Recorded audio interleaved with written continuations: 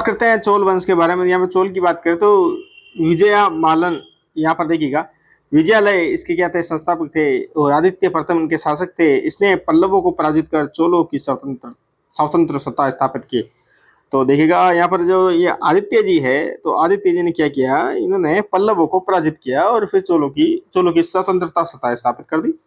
फिर आते हैं आपके परांतक प्रथम, परांतक प्रथम आते हैं। तो परांतक प्रथम अब क्या करते हैं, परांतक प्रथम इनका उत्तर मेरू अभिलेख मिलता है। परांतक प्रथम का उत्तर मेरू अभिलेख मिलता है जिसमें स्थानीय स्वशासन की जानकारी मिलती है। स्थानीय स्वशासन की जानकारी मिलती है परांतक प्रथम के अंदर। यहाँ पर आगे बात करें, ब्राह्मणों को भूमि का अनुदान दिया जाता था जिसके प्रशासनिक उत्तरदायित्व का निर्वहन गांव स्वयं करता था।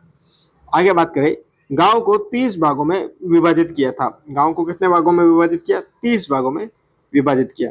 30 सदस्यों की इस समिति को सभा समिति या पूर्व समिति कहा जाता था। सदस्य बनने हेतु कुछ योग्यताएं जरूरी थी, जिसमें देखो क्या क्या थी।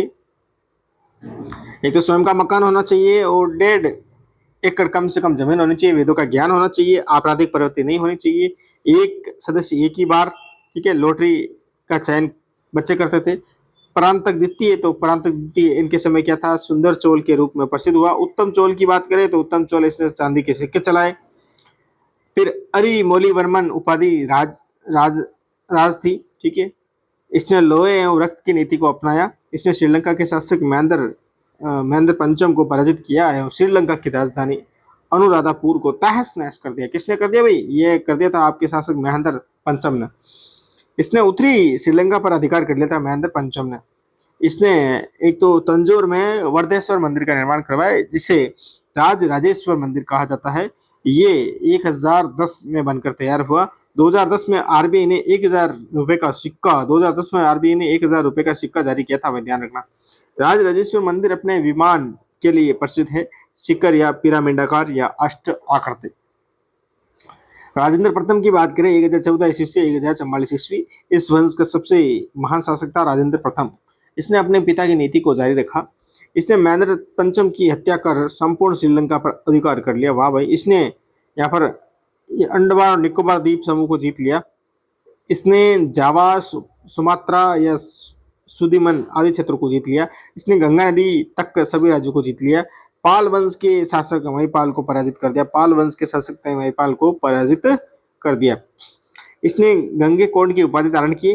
गंगेकोंड चोलपुरम को अपनी राजधानी बनाया।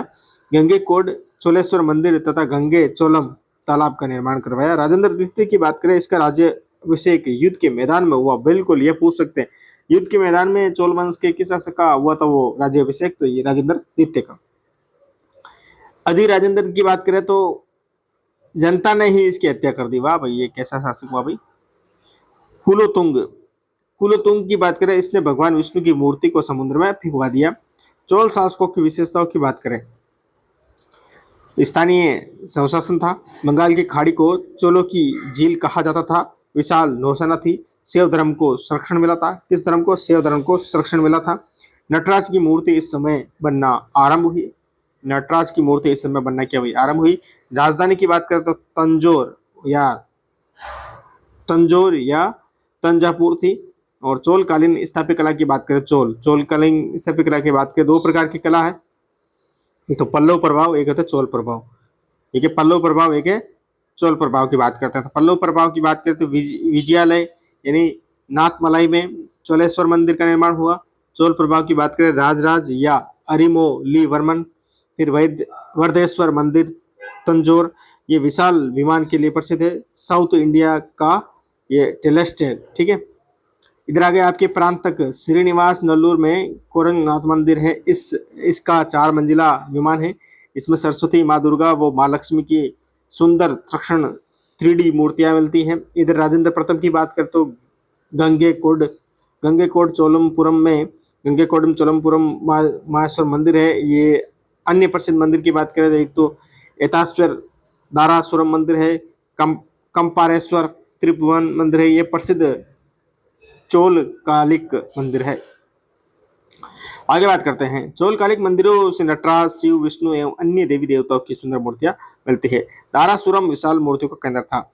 इन मंदिरों की दीवारों से धार्मिक चित्र भी मिलते हैं, जिसमें रामायण, महाभारत और भगवान शिव से संबंधित चित्र प्रसिद्ध है। ये त्रिपक्षीय संघर्ष था।